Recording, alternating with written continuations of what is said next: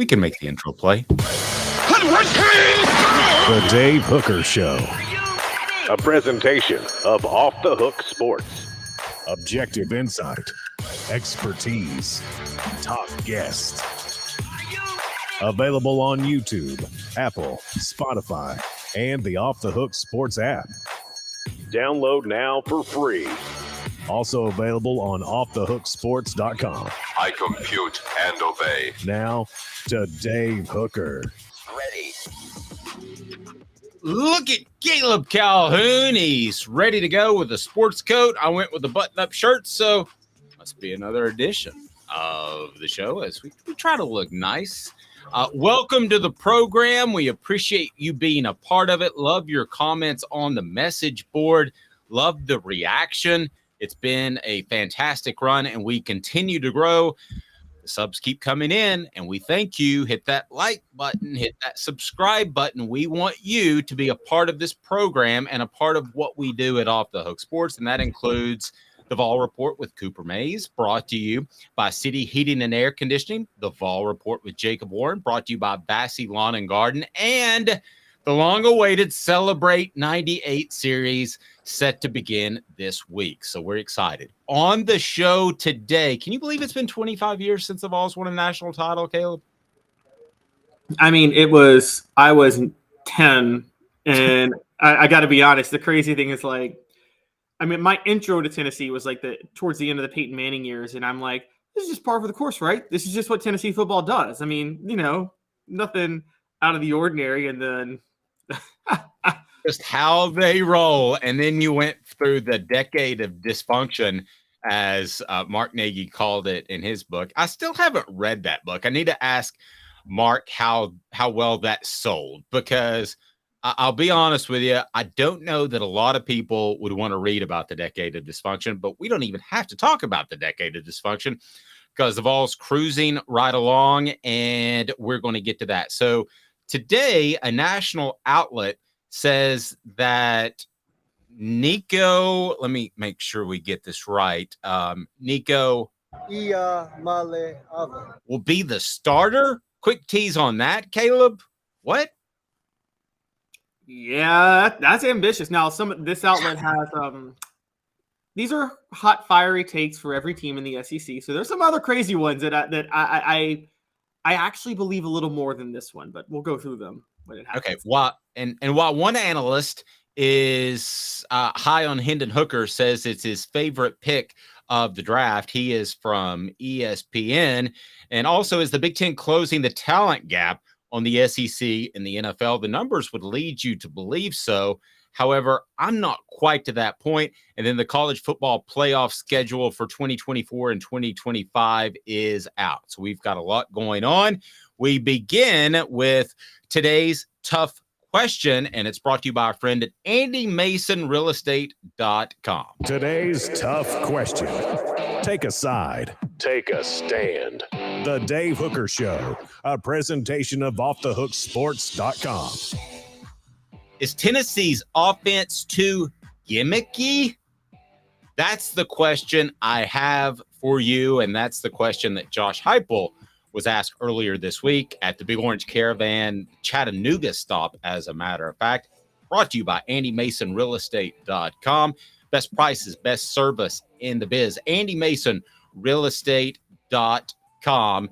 He's been my realtor. He can save you thousands or tens of thousands of dollars, over 40 years of experience in the Knoxville area. So here we go. Today's tough question is Josh Heupel's offense too gimmicky? Why does this come up now? Well, it comes up because you have a handful of skill position players that go in the first 3 rounds of the NFL draft. And Josh Heupel defended his track record on preparing players for the NFL, saying, quote, man, like 10 years ago, I think there was a trickle-down effect from the NFL to college. I think it's the exact opposite in today's landscape. Over the last 3 cycles or 3 drafts, we've had 5 wide receivers selected. I've had more wide receivers drafted in the last 3 years than any college coach. I think that speaks to what we're doing, how we're developing those players, those guys understanding coverages, concepts, but also how to beat man coverage. That can be press, that can be off technique. That doesn't just happen by accident. So I think what we do does translate in how those guys have been developed. the offense gimmicky? I'll just ask you that question flat out. Caleb Calhoun, what say you? It's not gimmicky the way a Mike Leach offense is or anything like that.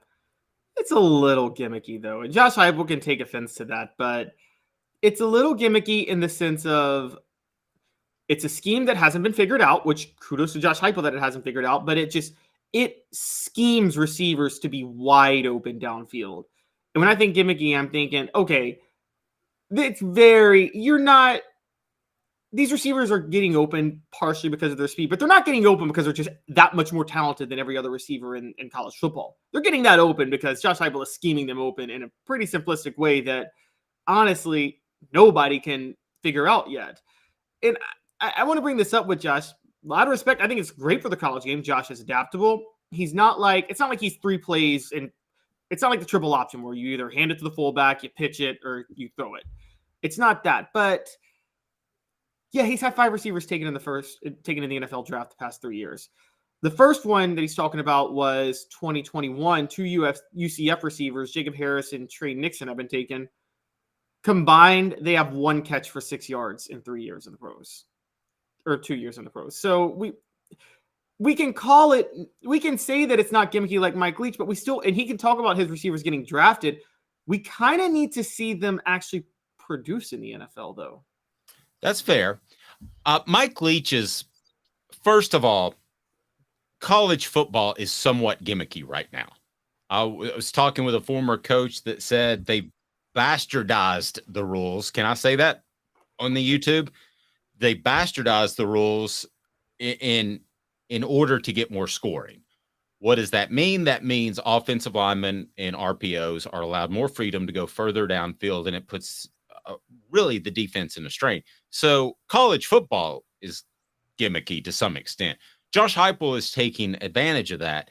And I love what you brought up as far as figuring it out. And we had Billy Bob on the message board bring up Chip Kelly. Chip Kelly's offense was ahead of the curve.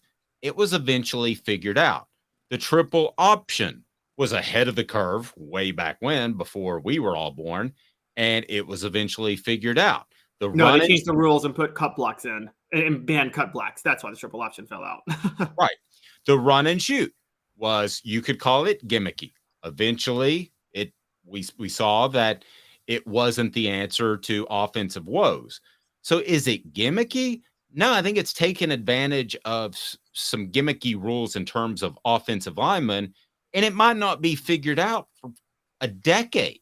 All of the offenses that I mentioned, including Chip Kelly, they weren't figured out for double-digit years, Caleb. So even if it is, who cares? I mean, gimmicky almost sounds like a shot. Gimmicky, though, is about this close. And for you on our YouTube channel, I'm holding my forefinger and my thumb about an inch apart. Gimmicky is about that close to innovative. So, I mean, translate that into innovative, and suddenly you should be sky high on Josh Heupel. I don't care what term you use. He's taking advantage of the system as it is. And unless rules change, like shift in baseball, unless the rules change, he's going to continue to take advantage of that and be very happy that you have that coach taking advantage of it, Caleb. So this to me is a lot of talk about, quite frankly, not much of anything, because USC, Southern California, is running that type of offense. Oklahoma is trying to run that type of offense. TCU, not exactly the same. I don't mean this as a shot at the late Mike Leach. His offense was truly gimmicky, and they were going to do what they did regardless of the rules, regardless of the success level of it. Josh Heupel has evolved his offense to this point, and I believe he could evolve it if the rules changed. So you want to call it gimmicky, I don't care. It just doesn't make a big difference to me. I think that this offense is incredibly productive, and I think it will be incredibly productive for at least 5 to 8 years. And unless there's a rules change specifically to the offensive lineman and the RPO game, I think they're fine. Also, this offense is solid in the run game. which that doesn't sound gimmicky to me, Caleb. Yeah, I agree. The underrated part of this offense that we always talk about is there's so much balance. I think when we talk about gimmicks with offenses, when you go through history, here's the mark of whether or not it can an offense be gimmicky. Yes, that doesn't mean the coach running the offense is gimmicky. But you're right. Rest in peace, Mike Leach. He was gimmicky in the sense that, like you said, he stuck to his guns no matter what. Josh Heupel, we're talking about already. They're talking about tailoring their game plan a little bit this year for Joe Milton as opposed to what Hendon Hooker did last year. They changed up what they did in the Orange Bowl with Joe Milton versus what they were doing all year with Hendon Hooker. So they do tailor to their personnel, which makes it not as gimmicky. And the other mark of a great coach, I guess you should say, is when their offense is figured out, can they adapt? I just talked about how the cut block really, the ban on cut blocks really, no pun intended, cut the legs out from under the triple option. You know what Tom Osborne did? He adapted and still was able to run that thing for 15 to 20 years and win 3 national titles because he recruited the right players to do it. We talk about how John Chavis told you that everybody had figured out Steve Spurrier by 1999. You know what Spurrier did? He went to South Carolina, completely changed his offense, and had probably the best 10-year run any coach has ever had at South Carolina or ever will have at South Carolina. Sorry, Gamecock fans. No, I agree. John with a great point. So he posted the definition of gimmick. Gimmick is, so I'm going to change my stance just a little bit. The definition of gimmick, thank you, John, for the purpose of attracting attention and that has no other purpose or value. Of course it has purpose and value, John says. It does. So if I didn't know that was the exact definition of gimmick, but if that's the exact definition of gimmick, then I'm saying H to the double no, that it's not a gimmick. It's innovative. So my stance is firmly, absolutely not, given that definition. Again, we love the message board. Given that definition, which I didn't look up, no, it's absolutely not gimmicky. Well, given that definition, though, because I don't think we ever used it in that way, because given that definition, no offense is gimmicky because every coach runs an offense because they're trying to win. I mean, it's not like they're doing it for attention. Well, no, but he said for the purpose of attracting attention. So, yeah, I know. I don't think every coach runs an offense just to attract attention. I think every coach runs an offense because they're trying to win with that offense. Right. So by that definition, no offense is gimmicky because nobody's going out there to attract attention. That's something you would do in the XFL. Right. And the definition that he posted has no other purpose or value. Well, it has purpose to score. It has value, 11 games last year. The other thing that I found really interesting is in his quote, he talked about the trickle down and trickle up. There's been a trickle up going from high school to college to the NFL for years. I used to cover a ton of high school football games, and I'm telling you, everybody, especially in Kentucky for some reason, everybody ran Hal Mumme and Mike Leach's old offense. They ran the spread, they ran tempo, they did all these things, and it somewhat trickled up to college. Trickled up, trickled down. Goes both ways. It's oversimplifying it to say it just goes one way at one particular time.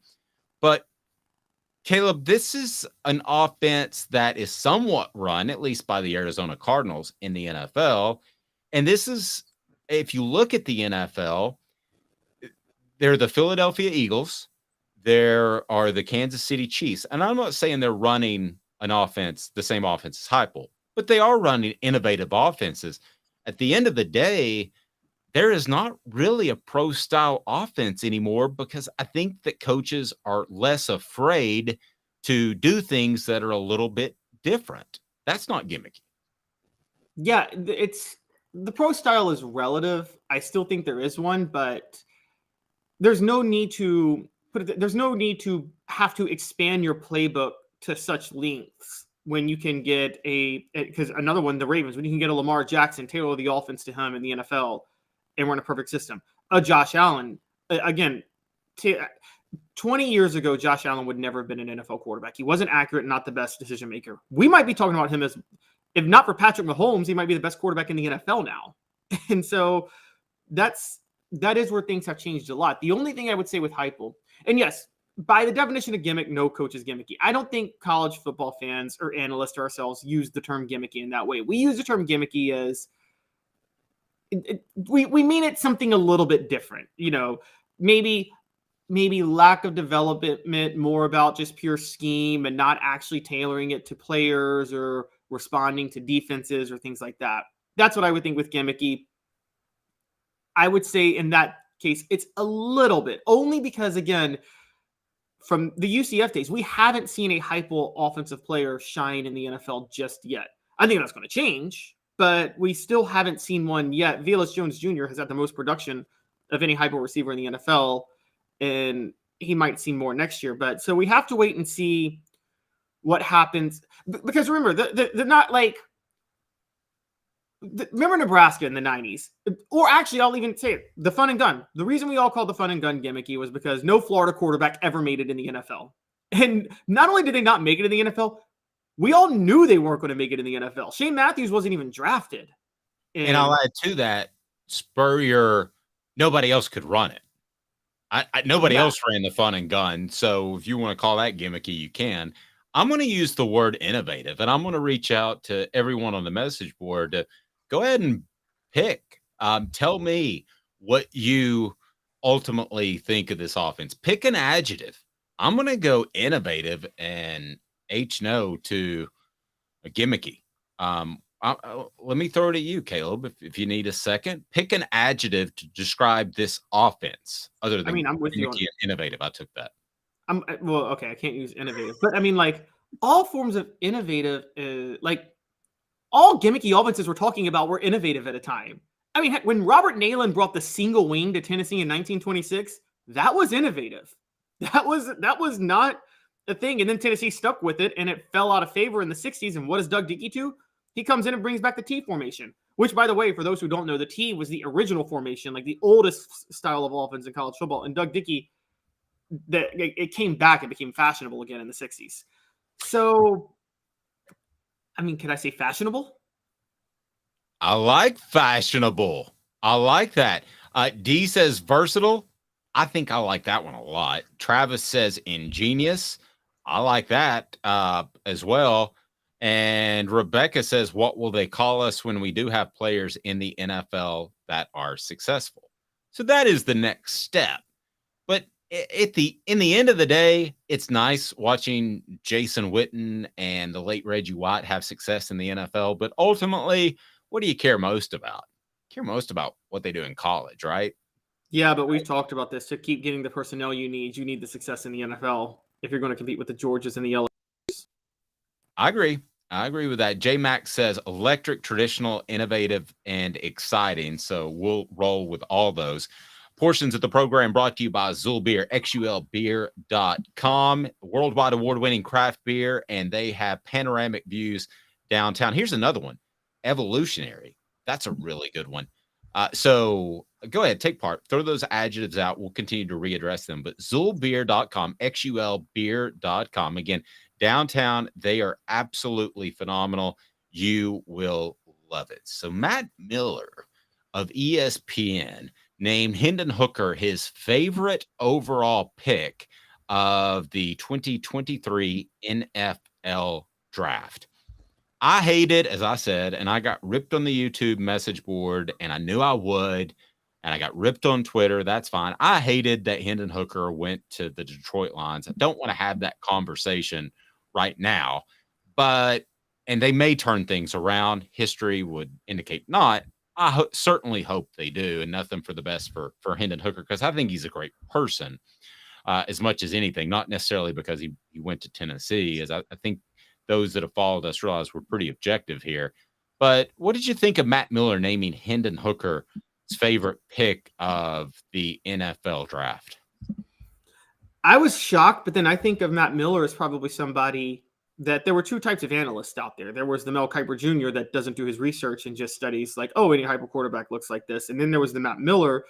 And a lot of people were more like Matt Miller, including Pat McAfee, Josh Pate, giving a few shout outs here that basically we're talking about they were in love with the way Hendon Hooker played and thought that he was, honestly, outside of Bryce Young, had a case over any other quarterback in the draft. I think you and I were in that camp, right? Like outside of Bryce Young, Hendon Hooker had a case over any other quarterback. If you're in that camp and you see Hendon Hooker go in the third round, you see the ultimate steal at the position.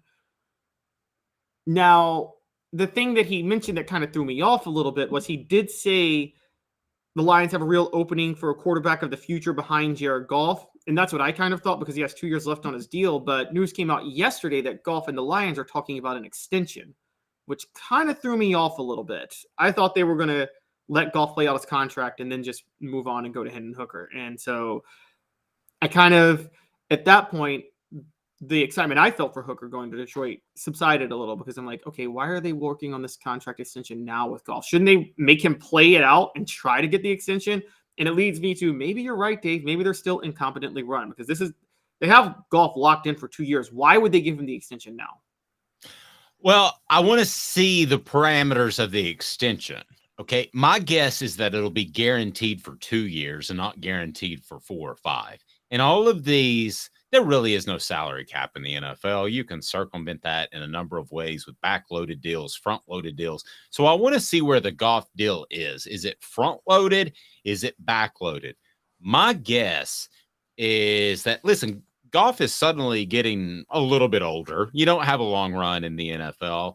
And he's suddenly a bit tarnished because you look at what the Rams were able to do without him.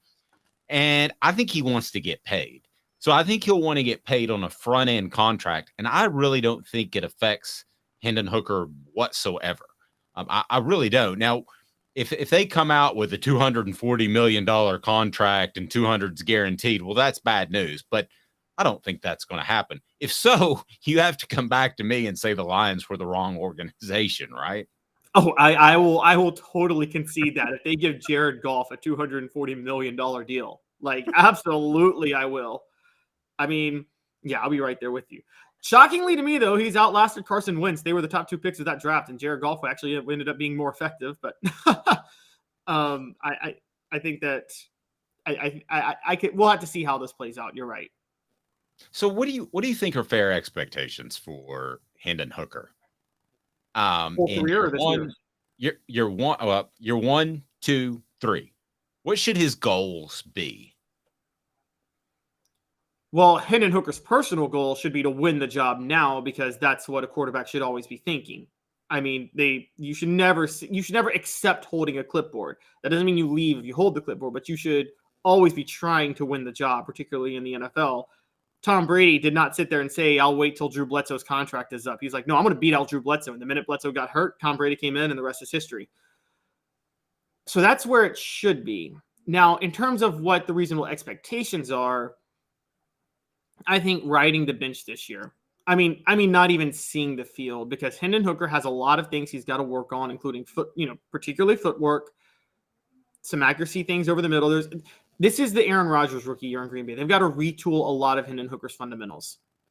I think next year, which is the last year on Goff's contract, as of right now, see him be the regular backup, come in for certain plays. Goff will probably get hurt here and there, and Hooker comes in, takes snaps at different times, and you can see flashes in year 2. I think it's fair to expect him to be the starter by year 3. I've been pretty big on I think Hooker should be the starter by year 3. I'm going to tell you, I think reasonable expectations is he takes over the starting job in year 2. And I'm basing that, and it might be midway through year 2. I'm basing that off Hendon Hooker because Hendon Hooker is highly intelligent and a hard worker. So he is going to exceed expectations. So for most individuals picked in the 3rd round, I would say you're absolutely right. 3rd round or later, NFL quarterback, there's not pressure financially to get you into the lineup. So year 3, fine. But I think with Hendon Hooker and his ability to adapt, remember, this is a guy that had accuracy issues this time last year, Caleb. His ability to adapt, I think it's reasonable to expect him to be the Lions starter by midway through the 2024 season. I don't think that's a reach. And Mr. Jones agrees with me, starts midseason week 9 or 10. No, I think he means this year. I would be very surprised if he starts this year, barring injury. Yeah, there's a lot of mechanical things Hooker needs to work on this year. As a matter of fact, I think for his sake, you don't want him starting this year. I mean, don't get me wrong. I think Hooker is probably, although I don't know. What do you think, Dave? I do think Hendon Hooker has the Peyton Manning level of maturity, whereas if he played horrible, he would be one of those people like Peyton Manning that could absorb the negativity that comes with playing horrible and use it to better himself.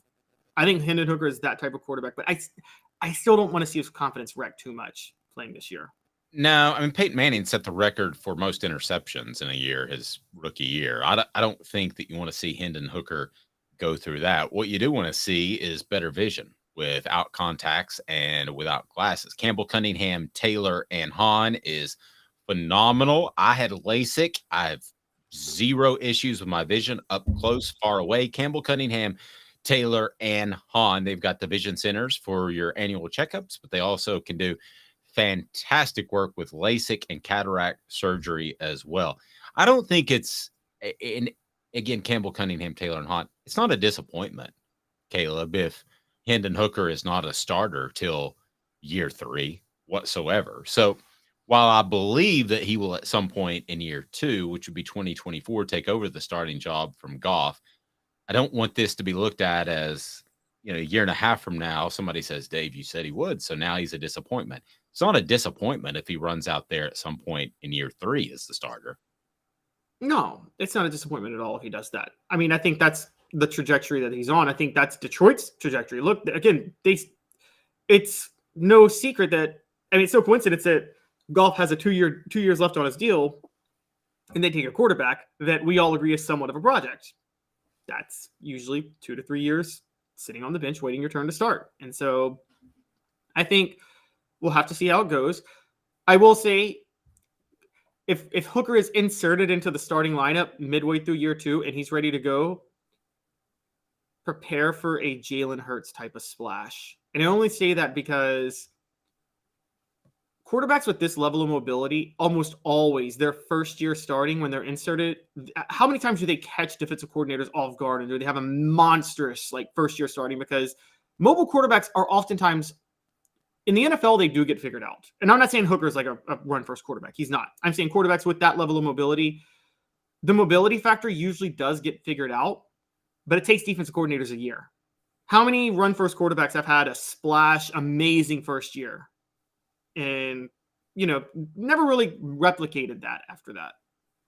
Here's the thing to watch with Hendon Hooker, and this is what they did with Jalen Hurts at Philadelphia. And I do not want to paint Hendon Hooker as a running quarterback, because he's not. Jalen Hurts was a pure running quarterback when he was in college and came to the NFL that could throw. Hendon Hooker is a thrower that can run. There's a big difference. So Hendon Hooker, you can utilize his running ability early in his career to move people around and to put the pressure on the defense, because you've got another ball carrier to keep track of. But that can evolve over time. And that's what they've done with Jalen Hurts. Jalen Hurts, and if you want to say at the Baltimore Ravens, oh gosh, his name suddenly escapes me. Quarterback.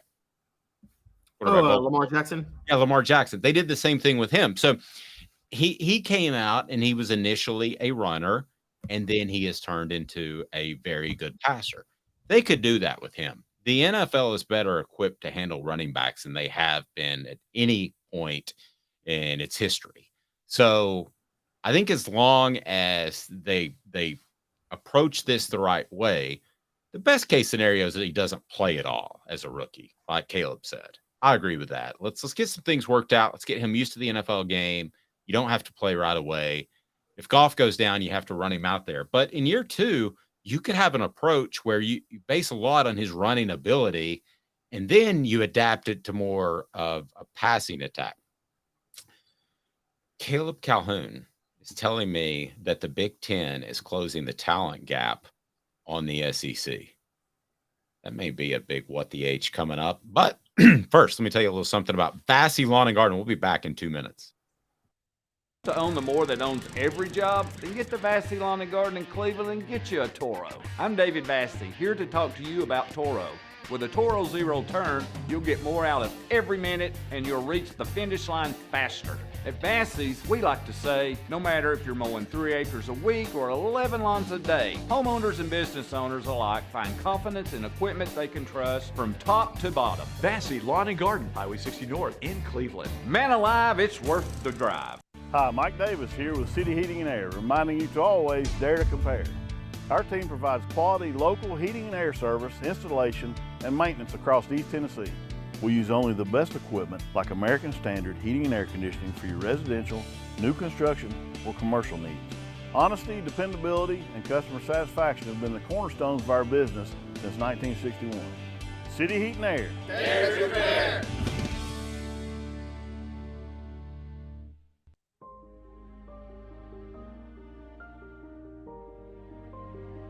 Our family has been creating one-of-a-kind pieces of jewelry in West Knoxville since 1986.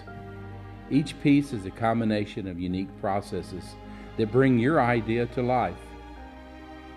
Every day in our shop, a truly special item with a story all its own is being manufactured in our facility, bringing the history and family sentiment into a whole new generation of life.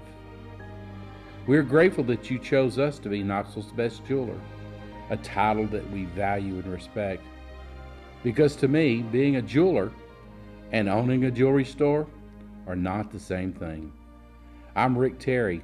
I'm a jeweler, and we want to be your jeweler. Kingston Pike and Campbell Station Road in the heart of Farragut, and downtown on Gay Street right next to the Tennessee Theater.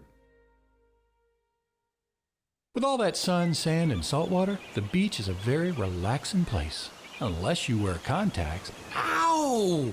Open your eyes to the best the beach has to offer with LASIK vision correction from Campbell Cunningham Laser Center.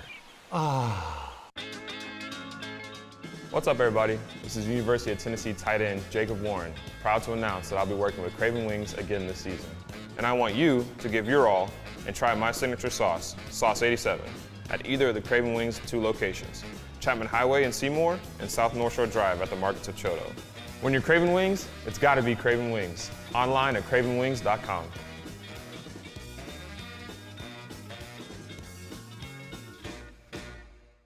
Objective coverage. Hey, that's new. If we get caught, we're going to jail. The Dave Hooker Show, a presentation of Off the Hook Sports. YouTube, Apple, Spotify, and the free Off the Hook Sports app. I'm going to need to see some identification. Back to Dave Hooker. Excuse me. Some interesting numbers that Caleb Calhoun pulled up is the Big Ten closing the talent gap on the SEC.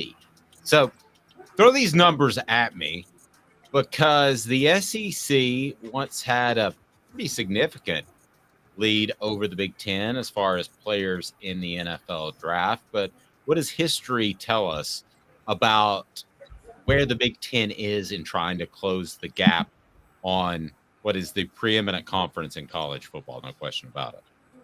Yes, so for the 17th straight year, the SEC had the most players taken in the NFL draft. They led the way with 62. But for the first time in 5 years, the conference that was second was within single digits of the SEC. That was the Big Ten with 55 players selected. This is also the fewest number of draft picks for the SEC since 2018, 5 years ago. Now, the interesting thing was in 2018 and 2017, the conference that was closest to the SEC was actually the ACC, which this was peak Dabo Swinney. Florida State still had some residue left over from the Jimbo Fisher years of those ACC title teams. But now, this is the closest any conference has come to the SEC since 2016, which that year the Big Ten came within 4 players of the SEC. It was 51-47. I don't know what happened, Dave, starting in like 2019, but at the turn of this decade that we're in now, that's when the SEC just took their dominance to another level. And they lapped the field. This is the first year since the turn of the decade, I call it the COVID decade, that you would say that, okay, maybe the SEC is not lapping the Big Ten anymore.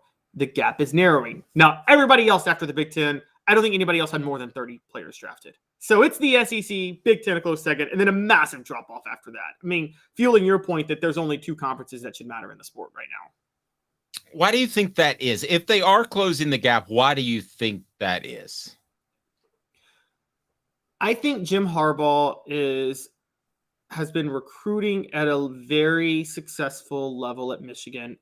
James Franklin is actually starting to corner a lot of the Maryland DMV market.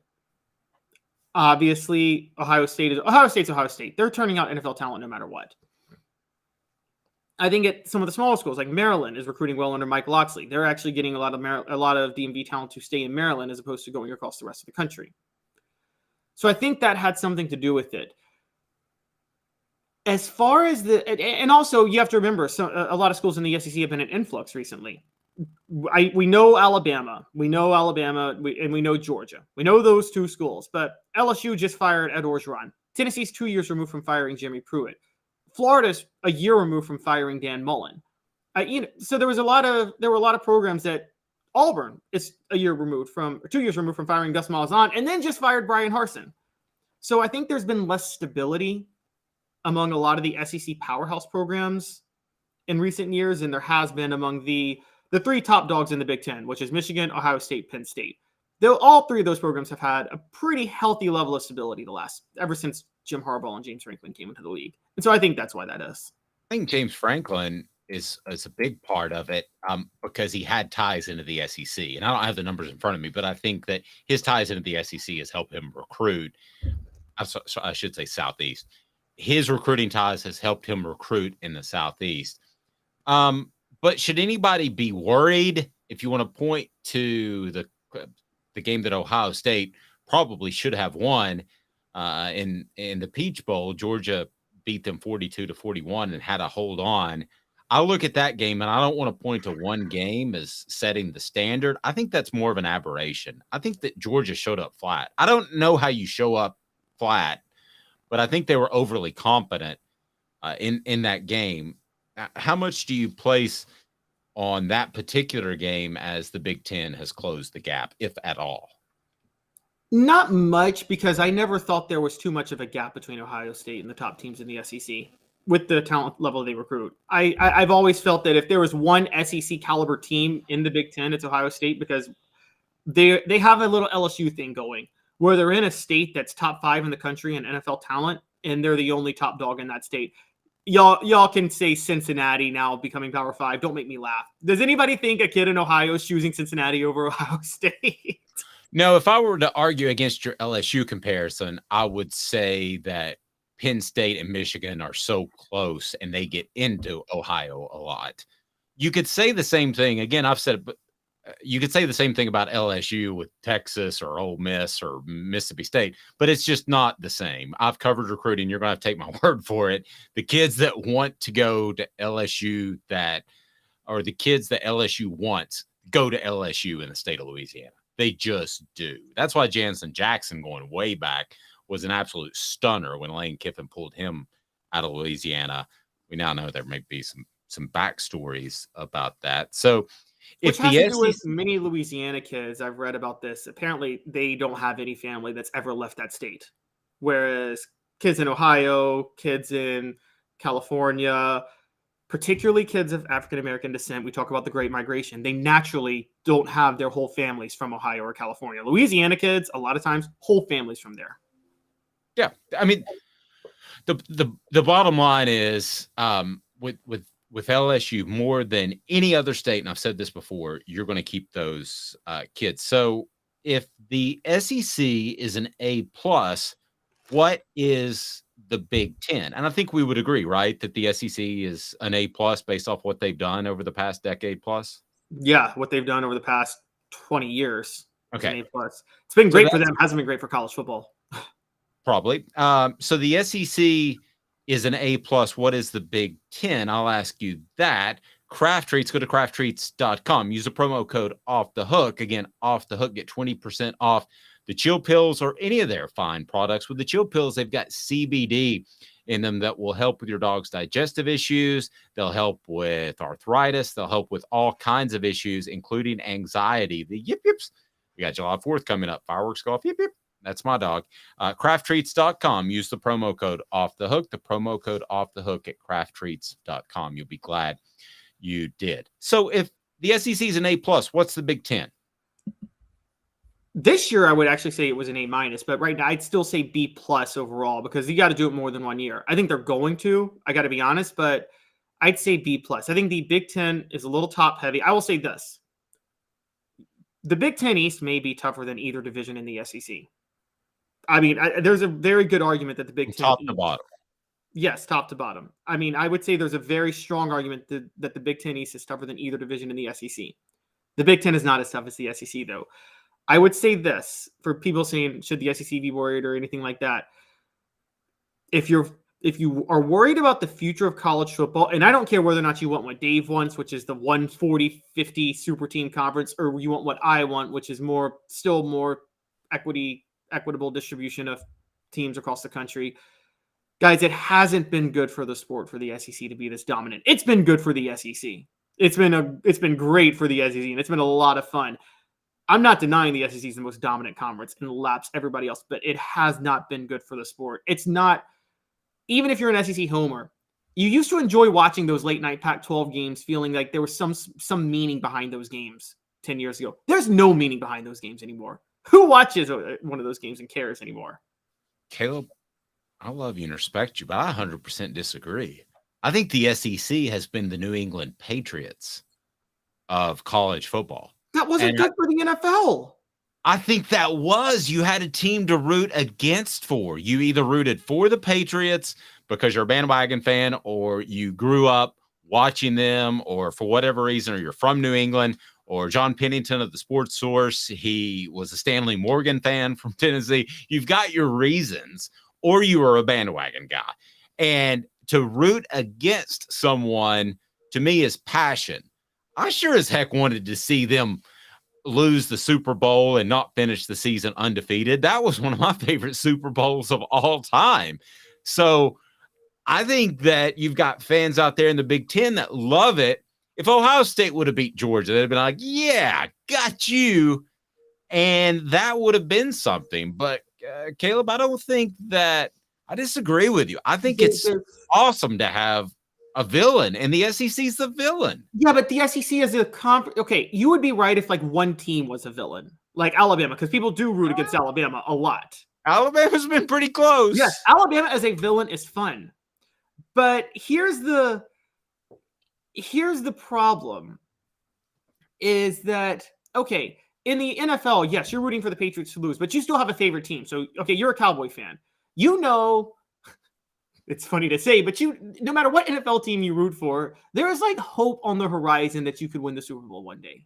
Like you actually have a relevant NFL, every NFL team, there's hope on the horizon somewhere. The problem with what's happened with the SEC is not that they're the villain. It's not the dominance or the dynasty. It's that they've consolidated. They've been so dominant, and the recruiting in the South is so much better than everywhere in the country. The football in the South is so much better than everywhere in the country. And the college football playoff and the expanded playoff actually more nationalizes it and more exposes how dominant the SEC is. It's funny that the other conferences wanted the playoff because it's doing the exact opposite of what they wanted. But it's actually rendered college football irrelevant to a lot of fan bases that somewhat had hope. I mean, I can tell you this right now. I don't know if Oregon fans are going to care as much about college football in the future. Oregon's never going to be able to compete with the SEC. I don't care how exciting they are as a program. They will never compete with the SEC. But they don't care like SEC fans already. They cared enough. They don't care like SEC fans already because they know, unlike SEC fans, that their team never has a chance. And that's the thing. I'm sorry, it's regionalized. There are better high school prospects out of the South. There's not in Oregon. They care about their track program, for the love of goodness sake. It's good. Okay, so Ohio State knows they have a chance. Look, I think long-term, you're in danger of Michigan not caring that much. Dave, I don't care about football. Dave, Michigan has half a national championship the last 70 years. They're the most overrated program in any sport. We talked about Michigan going into Ohio. That's all they can do. They can't recruit at the level of Ohio State. They just can't. And I mean, had Michigan played Georgia this past year, had they gotten past TCU, Georgia would have done to Michigan what they did to TCU. I agree. And I think that's good. I think that. So then just, okay, let's throw the Big Ten out. Let's just invite Ohio State in and separate from the rest of the country. Don't even let Michigan or Penn State in. Okay, would Ohio State, because this post on the message board, would Ohio State and Michigan, well, let me just get to 4 downs right now. 4 downs is now. 4 downs. 4 questions. 4 answers. The Dave Hooker Show. 4 Downs, a presentation of offthehooksports.com. 4 downs. Is the Big Ten catching up to the SEC based off what you saw in this last recruiting cycle and the Georgia-Ohio State game? Yes or no? No. I think it's more about stability that the Big Ten is having right now versus the SEC had a lot of influx of coaches the last couple of years. Agree. What makes the SEC better than the Big Ten? Recruiting. Easy. I mean, the high school football. I mean, if you take the top 6 high school football states, one is California, the other is Ohio, and then the other 4 are in SEC country. And so, yeah, recruiting. That was second down. It is recruiting, but it's somewhat coaches. Who's the third best coach in the Big Ten? I'll give you. I mean, Ryan Day, Harbaugh, are those 1 and 2 based off results? Who's 3? I don't think Ryan Day is the top 5 coach in the Big Ten. Well, but based off what he's done, you have to give it to him. I don't do that. I never do that. I've never been one to do that because you and I could do that at Ohio State. It's an easy job. I agree. So who's the third best coach in the Big Ten? Okay, third best. Let's look at this. Well, now that he's there, I'm going Luke Fickell at Wisconsin. Okay. Okay, who's the third best coach in the SEC? There's Nick Saban, Kirby Smart, Brian Kelly. Brian Kelly. You think Josh Heupel over Brian Kelly? Coin flip. I like Brian Kelly a lot like you. Coin flip, I would take either over Luke Fickell. Yeah, I would too. I mean, so coaching is the secondary, but it is recruiting. You're right, but coaching is not far behind. Third down. Will the Big Ten ever catch the SEC? I think I know your answer is probably no. No, mainly because the Big Ten, have you noticed the Big Ten got caught flat-footed with NIL?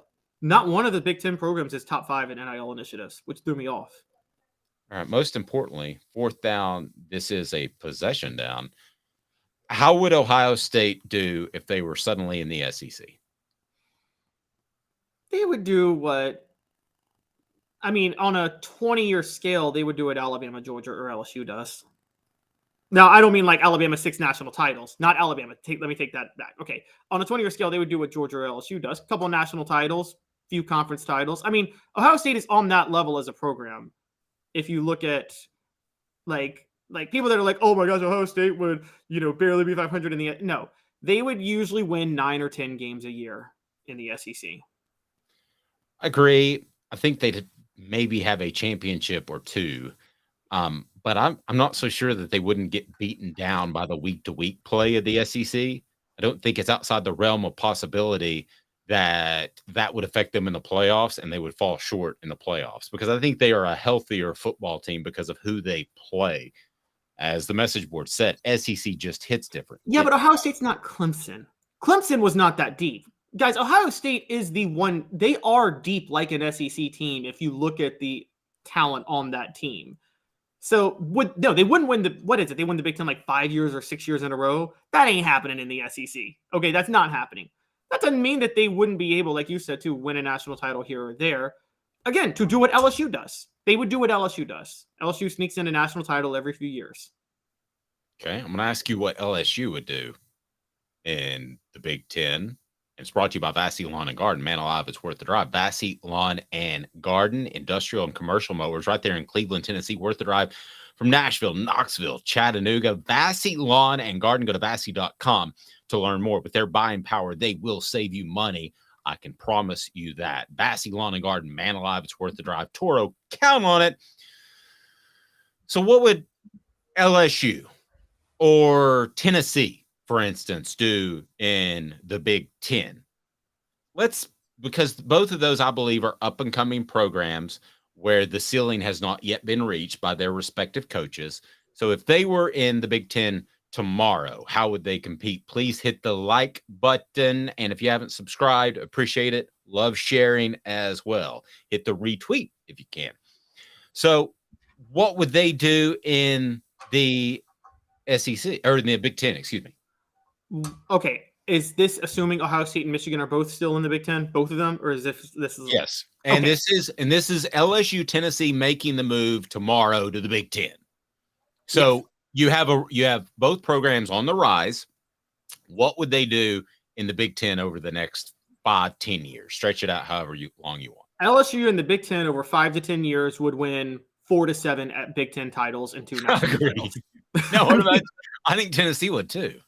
I think Tennessee would do a lot less than that. I think Tennessee would do somewhere. They wouldn't do as well as Ohio State has done in the Big Ten, but they do better than Michigan has done. Like, I don't think Tennessee can. Now, again, this is Ohio State with. Okay, this is a little unfair because Tennessee has a much better coach than Ohio State does between Josh Heupel and Ryan Day. Here's the question: what would Josh Heupel do at Ohio State? Josh Heupel would do more than Ryan Day. I agree. So, if Josh Heupel's at Ohio State and Ohio State's in the SEC, guys, I'm sorry, y'all can hate me all day. Josh Heupel, if Ohio State's in the SEC and Tennessee's in the SEC, and they have coaches of the exact same intellect, Ohio State does better than Tennessee. They just do. They're just they're in a better recruiting ground. Ohio State's a top 3 job in America. It's Georgia, LSU, Ohio State. Those 3 jobs. I'll jive with you that those are the top 3 jobs, but I don't think the next step is a significant fall off. So I think Tennessee can absolutely recruit with the best of them. And people, that sounds crazy for somebody if you just came from Mars and looked at the recruiting territories. But I think Tennessee with Atlanta and all that nearby, and now Nashville, I think they can recruit with the best of them. And I think that's going to prove out as Josh Heupel continues to lay this foundation. Natural recruits are scrubs. Y'all heard it here first. They're terrible. Yeah, but I still think that's going to change, man. I really do. And I've been saying that for a few years, so I may prove to be an absolute idiot at that. But I do believe that that's going to be the case. So, and there's too much competition in Atlanta. It's not like Tennessee can't get Atlanta, but you got to fight with Alabama, Georgia, now South Carolina, because they're out recruiting Tennessee at the moment as we speak. Clemson. Well, we have somebody that's agreeing with you, but the wise man says, Caleb, things are changing, and they are. I believe that the television contracts will have a lot to do, and you and I disagree on who got the better one. Will have a lot to do with how these teams evolve into the future. Hendon Hooker is projected to be the starter by one well-known analyst, and want to get to that. Or I'm sorry, I said the wrong name. Did I say Hendon Hooker? My bad. Running them together. It is Nico is projected to be the starter by one well-known college football analyst. That's up next in 2 minutes. We'll talk Nico. Our family has been creating jewelry since 1986, each piece unique with a story all its own. I'm Rick Terry with Rick Terry Jewelry Designs. I'm a jeweler, and I want to be your jeweler. We're grateful that you chose us to be Knoxville's best jeweler. My family and staff look forward to serving you. So please come see us. Kingston Pike and Campbell Station Road in the heart of Farragut, and downtown on Gay Street, right next to the Tennessee Theater. Hi, Mike Davis here with City Heating and Air, reminding you to always dare to compare. Our team provides quality local heating and air service, installation, and maintenance across East Tennessee. We use only the best equipment like American Standard heating and air conditioning for your residential, new construction, or commercial needs. Honesty, dependability, and customer satisfaction have been the cornerstones of our business since 1961. City Heat and Air. Dare to compare.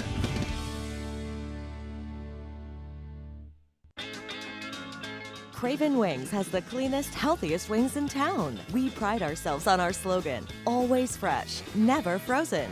Come try us and discover the difference yourself. New location now open at the Markets at Choto. With all that sun, sand, and salt water, the beach is a very relaxing place. Unless you wear contacts. Ow! Open your eyes to the best the beach has to offer with LASIK vision correction from Campbell Cunningham Laser Center. Do you want to own the more that owns every job? Then get to Vassy Lawn and Garden in Cleveland and get you a Toro. I'm David Vassy, here to talk to you about Toro. With a Toro Zero turn, you'll get more out of every minute and you'll reach the finish line faster. At Bassey's, we like to say, no matter if you're mowing 3 acres a week or 11 lawns a day, homeowners and business owners alike find confidence in equipment they can trust from top to bottom. Bassey Lawn and Garden, Highway 60 North in Cleveland. Man alive, it's worth the drive. Objective coverage. Hey, that's new. If we get caught, we're going to jail. The Dave Hooker Show, a presentation of Off the Hook Sports. YouTube, Apple, Spotify, and the free Off the Hook Sports app. I'm going to need to see some identification. Back to Dave Hooker.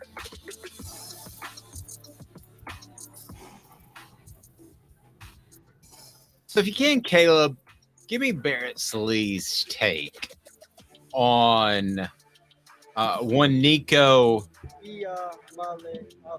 being a starter to start this season. I've said I thought it's possible after August, but I don't think it's possible at the start of the season. Tell me what Barrett Sallee of CBS Sports said. This is what Barrett Sallee, he calls these his SEC spring football overreactions.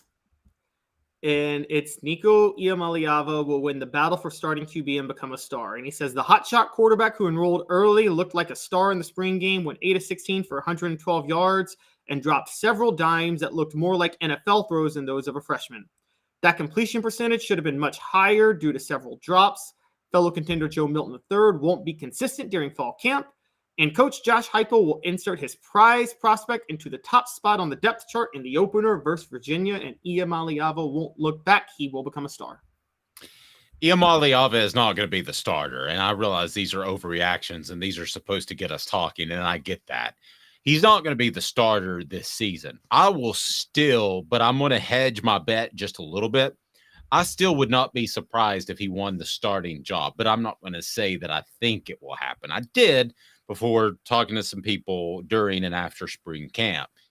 Barring an injury, I think Joe Milton completes the season as the starter, but I wouldn't be surprised. Would it be fair to say you would be surprised if Nico Iamaleava, if he is the eventual starter? Remind me how to say that, Nico.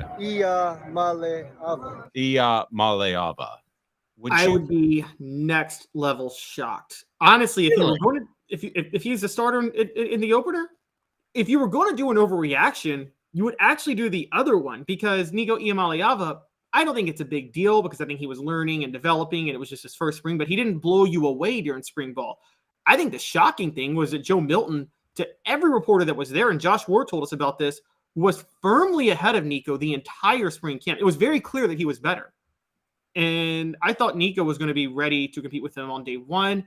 He wasn't. So if you were going to do an overreaction, which I wouldn't react this way either, but if you were going to do an overreaction, the overreaction is that Nico Iamaleava is a bust. Now, that's not the accurate take, but I mean, it based on spring ball, the overreaction is closer to him being a bust than him starting for Virginia. So message board says the spring game tamed the Milton hate from Dave. I never had Milton hate, but I'm going to tell you what I was told by somebody very close to the situation, why I've changed my tune just a little bit. And portions of the program brought to you by City Heating and Air Conditioning, cityheatandair.com. Integrity matters. 50 years in the HVAC business there in Knoxville. You might not need a new unit that's going to cost thousands. You can get a unit repaired, or maybe just need some coolant. City Heating and Air Conditioning. Integrity matters. cityheatandair.com. Caleb, I believe that Nico will not be the starter because of something that somebody very close to the situation told me. Nico showed up on campus and it got Joe Milton's attention. Okay. When he showed up in December, it's like, whoa, this guy's pretty good and living up to the hype. And I believe that was enough to get Joe Milton's attention based off what I was told from somebody very, very, very close to the situation. So if there was any lackadaisical approach that Milton might have heading into spring camp and off-season workouts, which nobody suggested there would be. But if there was any of that, that was gone the moment he saw Nico. And that was also gone the moment he saw Anthony Richardson go with the 3rd pick in the NFL draft, and he can mimic that. So that's why I've hedged my bets. Spring game, a part of it, but I don't believe in any shape, form, or fashion that that Nico's going to start this season. In fact, I don't think he starts at all this season, barring injury. But unlike you, I wouldn't be shocked. I would be mildly surprised. So I'm hedging my bets a little bit. That's fine. I would be shocked. The thing that throws me off is, Dave, can I go through these? I kind of agree with a lot of Barrett Sally's over other overreactions, though. Yeah, let me address a couple of things that's been put on the message board. This concerns me. I'm going to be real honest with you, and it's a great point by SEC Scout Guy. This poor kid has so much hype on him with all the NIL money speculation and people saying Heisman. If he is just an above-average quarterback, people are going to say he's a bust. You're right.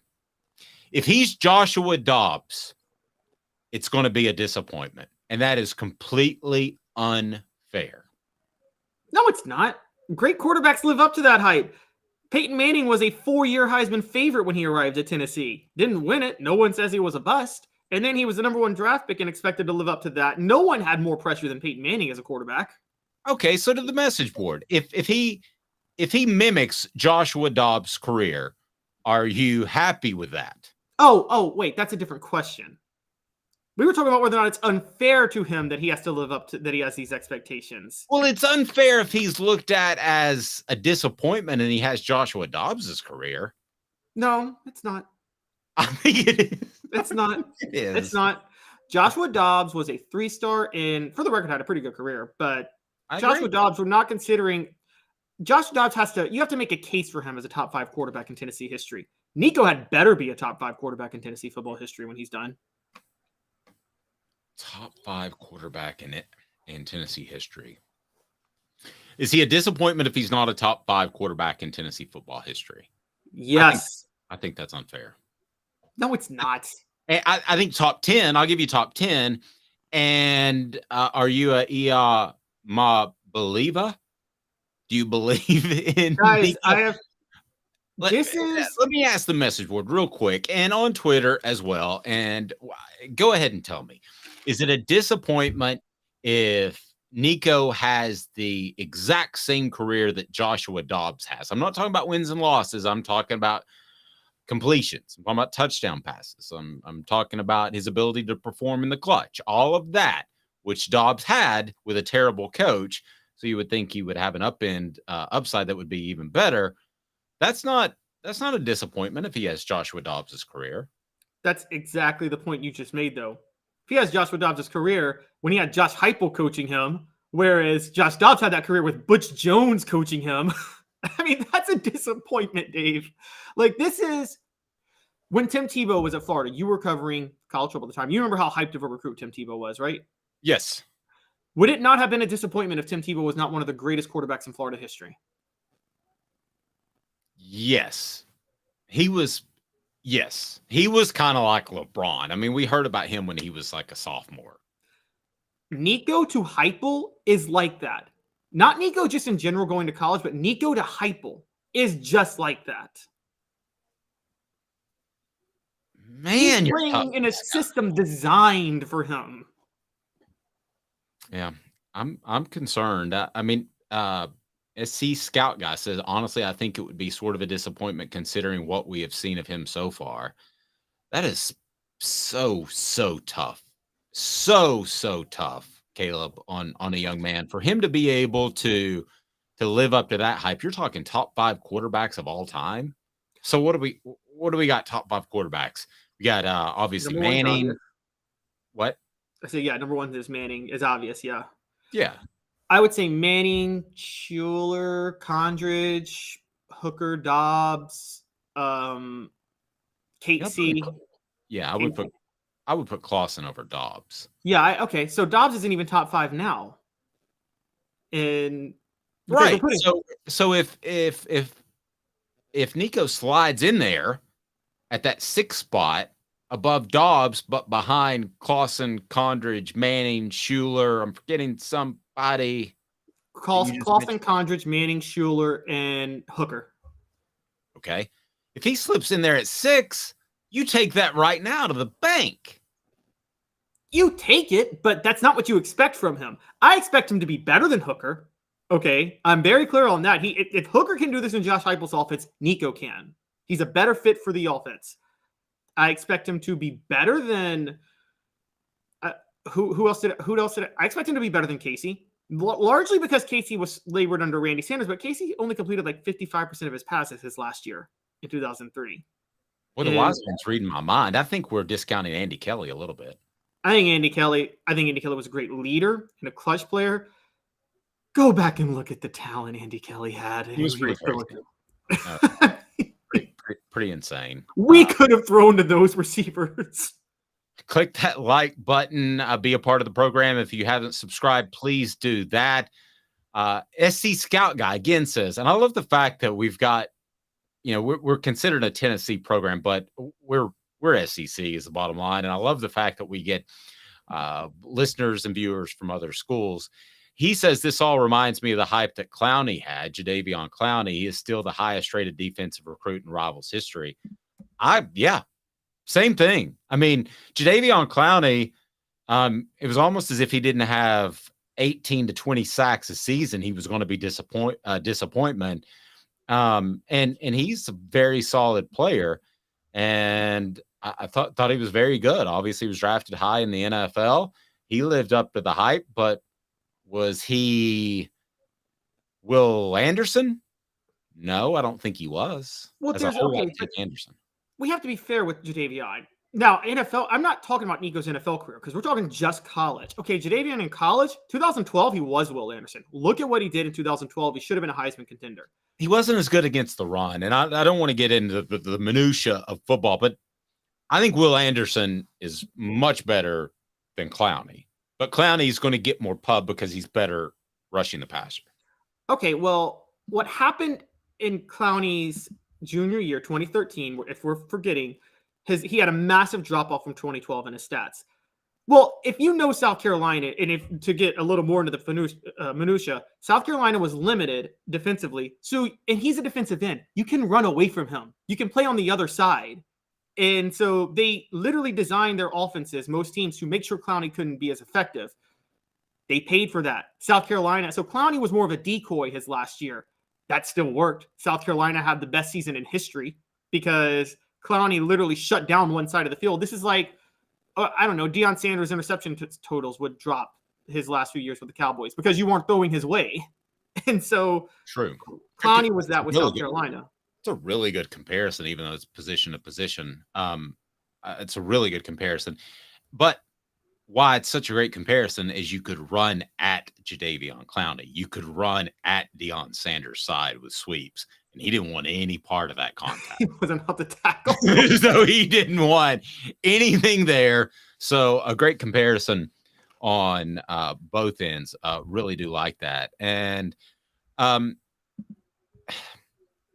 I really like Will Anderson. I think his sack numbers are never going to be enormous, but I think he is a generational type of talent. I think Jadeveon Clowney was a generational type of pass rusher. Now, there were some foot issues that kept Clowney from being at his utmost. And I was talking to you and Caleb Giroux, by the way, who's killing it on covering recruiting on offthehooksports.com. But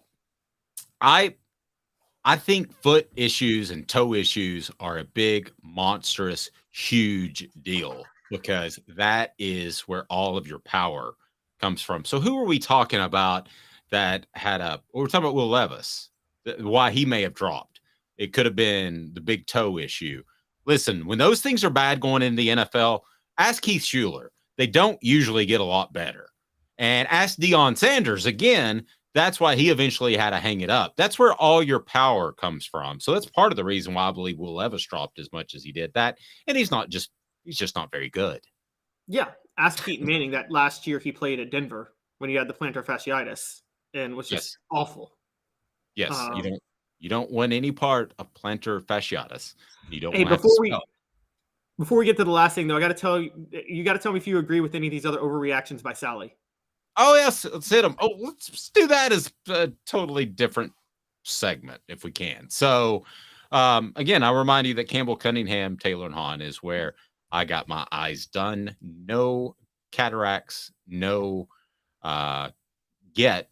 but if I have them, I know where I'm going to Campbell, Cunningham, Taylor, and Hahn to get that taken care of. So tell me, Caleb, let's go to these other overreactions. We'll probably go a little bit long today because I want to get in this college football playoff schedule and why I don't like one aspect of it. So throw Barrett, who we'll see at SEC Media Days when we'll broadcast live in July from Nashville. Throw Barrett's takes at me. All right.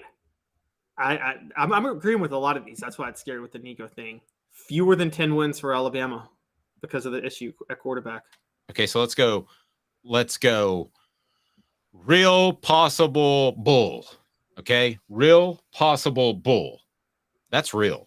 Less than 10 games is real. That's real. That is straight up real.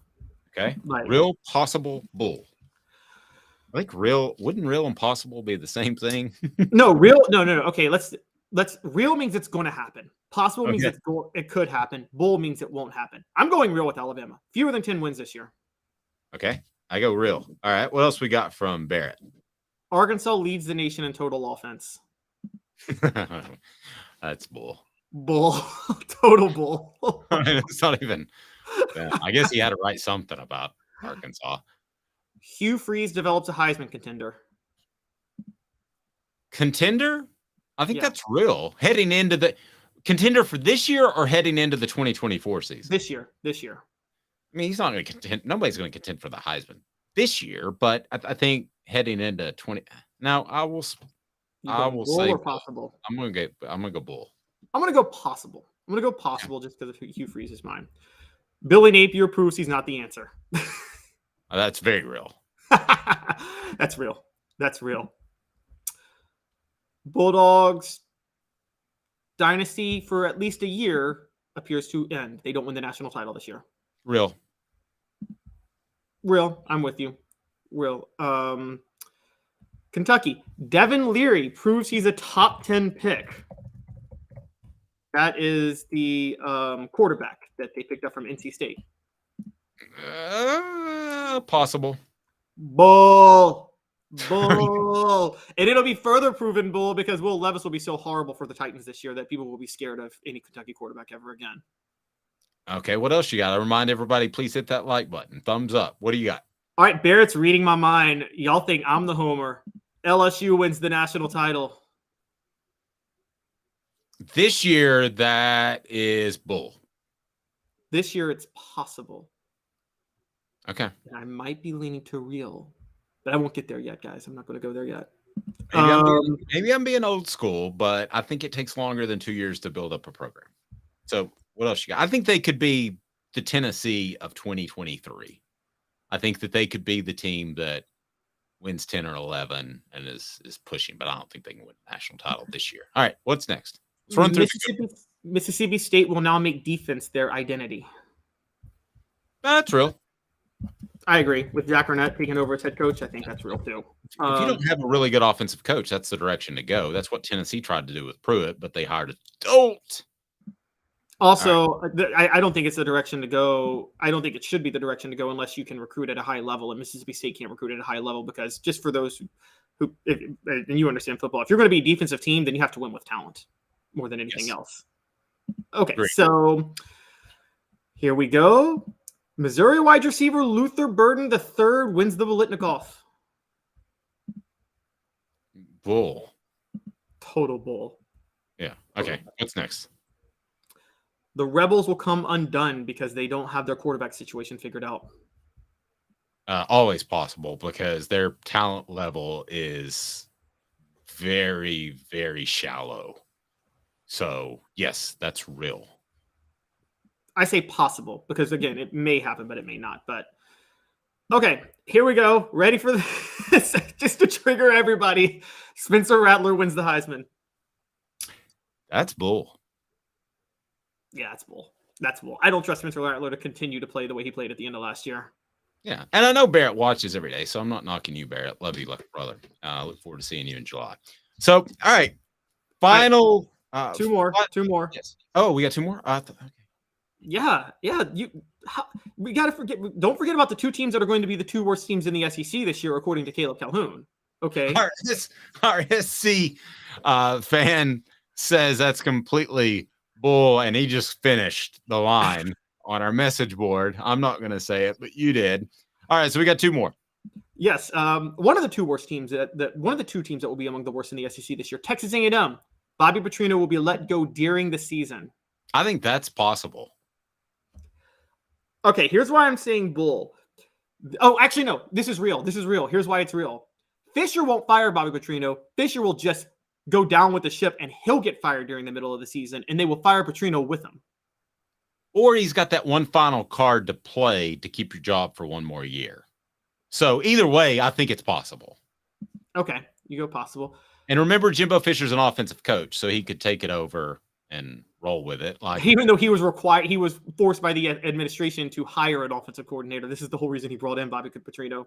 They told him that if you want to keep your job, you have to relinquish offensive play calling duties. Okay, so what's the last one? We got one left? The last one is obviously the powerhouse of the SEC, Vanderbilt. And their defense finishes in the top half of the SEC. It's possible. I say real. Outside, they play in the East. Outside of Tennessee, what is a dominant offensive juggernaut in the East? No, I can roll with that. On the offensive side, too, they're pretty conservative, so they're going to shorten the game. So, yeah, I can completely roll with that. So moving on, the college football playoff schedules come out. Why do you love it? Why do you hate it? I'm going to go ahead and say I was at a New Year's Eve party, and the Georgia game was on, Georgia-Ohio State game, and it was New Year's Eve, and we all know that the clock struck midnight right about the time that game was decided. Stop having the stupid game on New Year's Eve, because by nature of our society, half the people don't care, because most, no offense to you, Rebecca, most are not big-time college football. Most females are not big-time college football fans. And they would rather go out and enjoy a New Year's Eve evening, as I would, and I'm male, as opposed to having to watch the clock and watch the game. And they're trying to turn this into a tradition like the NFL on Thanksgiving, like the NBA on Christmas Day. It's stupid. Stop. Don't do that. Otherwise, I'm fine with the college football playoff schedule. Dave, we're going to break. I'm okay with one New Year's Eve game. Now, I'm with you with the two. The two is annoying. No. But the one, it's not going to end at midnight. It'll end around 9:30, 10, as long as you do it at like 7 o'clock, 10, or maybe 7 to 10:30 time, and then you can enjoy it.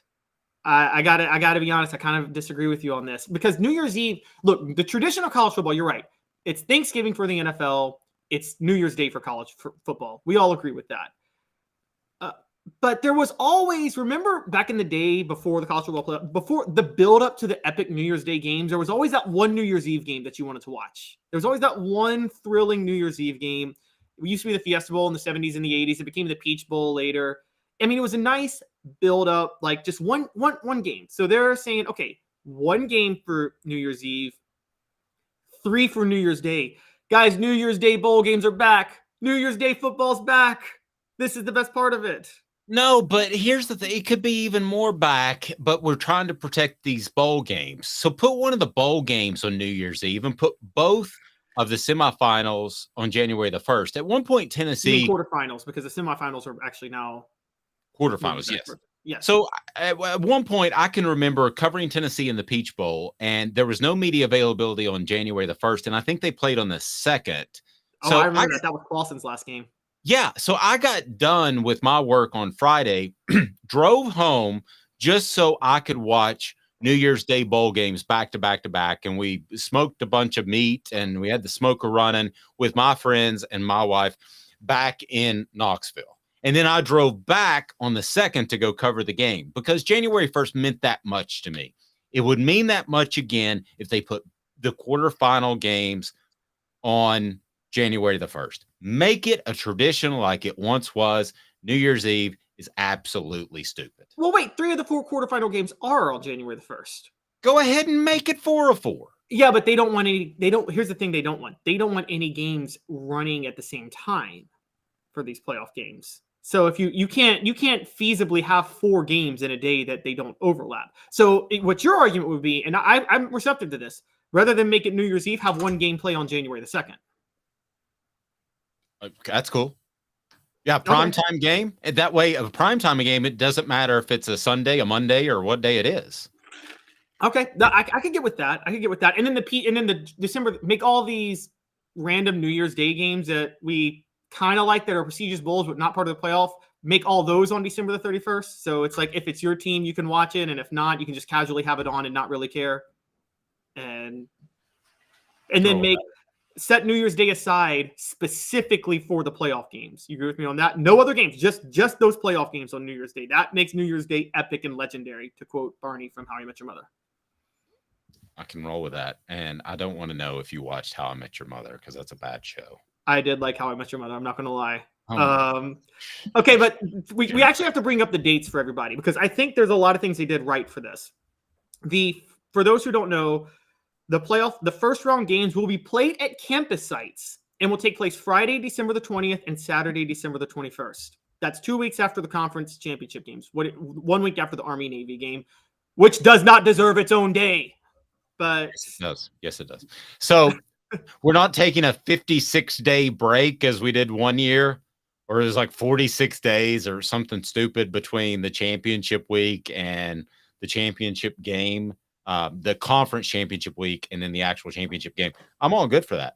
Bingo, bango. Actually, meaningful football in December for college, finally. Like I think you and I have both had a problem with the fact that the college football just concedes the month of December, just gives it up basically, which is stupid. I love that. Yeah, I love that change. So then, what else we got? The quarterfinals. So those are going to play. Here's the other question for you. Those are going to be played at campus sites. Do you agree with that, or do you like neutral sites? Love campus sites. I love the bye and campus sites because it's reason to go out and play hard in the final week of the season and not just say, hey, this is essentially week 17, 18 of the NFL. Totally with you on that. My question, the only drawback, and I want to know what you think. Now, this doesn't apply. They do this on Thanksgiving and it doesn't seem to matter, but a lot of schools will be out and students will be home during December 20th and 21st. Do you think that'll have any impact, or do you think it doesn't matter because it's a playoff game and people will drive up for it? I don't think it matters. I can't think of a single school that could be in the running that they wouldn't pack a stadium for. True. And imagine how epic it would be if, like, your last day of school is that Friday and then you got a playoff game that night. Yeah. Use your student loan money to get a hotel room. Like me, I used my student loan money to buy a $4,000 television. I remember it was $4,500. I didn't know I could get a student loan because I was fortunate enough to get some financial benefits going to school. And I realized I could get a student loan my last semester, and it was $5,200. I remember it. And they actually gave me the check, and I was like, holy Hannah. And I immediately went and bought a $4,500 television. And it was 250 pounds because it was the glass tube. It was a Mitsubishi. That's what you need to do with your student loan money, is you need to get a hotel and stay around campus because they kick you out of the dorms, and you need to watch your team play in the quarterfinals.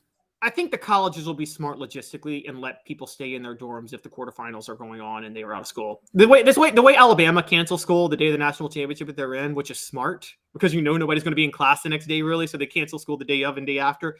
I think the smart thing for colleges is just to say if our college is in the quarterfinals or in that first round and they're hosting a game, we'll allow you to stay on campus in the dorm until the day after. They're not going to do that. Sounds good. Okay, so the next round of games is New Year's Eve, New Year's Day, and that's where you get to the New Year's 6 bowls. All 6 bowls: rose, sugar, cotton, orange, fiesta, and peach. How the Peach Bowl got to be part of these other 5 legendary bowls, I don't know. I still think that's the greatest finesse of all time. Cash money. I mean, the Peach Bowl has a lot of clout. Has some big time money people on their board. I believe that. That's how they turned Atlanta into the college football hub more than any other I think the SEC office might move to Atlanta at one point. J-Mac said, according to last year's hypothetical playoff scenario, Tennessee would have played Kansas State, and that would have been in Neyland. Is that right? Do we know that off the top of our heads? And then they would have played the 11 seed because they would have been the number 6 seed. Yeah. While Caleb's looking, so that's correct. While Caleb's looking, or he did look that up. So yeah, that's absolutely correct. So for those that hung with us till the end, we appreciate it. Hit the like button, subscribe. But we've got a special little giveaway we want to do. So as it turns out, we want to celebrate Hendon Hooker going in the draft. And we've got some Hooker shirts that, yes, that's my last name too. And we've got those available. So I'm going to say the first 3 people that post on the message board tomorrow, once the show starts, all you got to do is post, "I want a shirt." And then I will reach out to you and we will give you my email and we'll hook you up with a Hooker shirt. Sizes and colors are limited, but I will do my best. He's Caleb Calhoun. I'm Dave Hooker. This has been a presentation of Off the Hook Sports.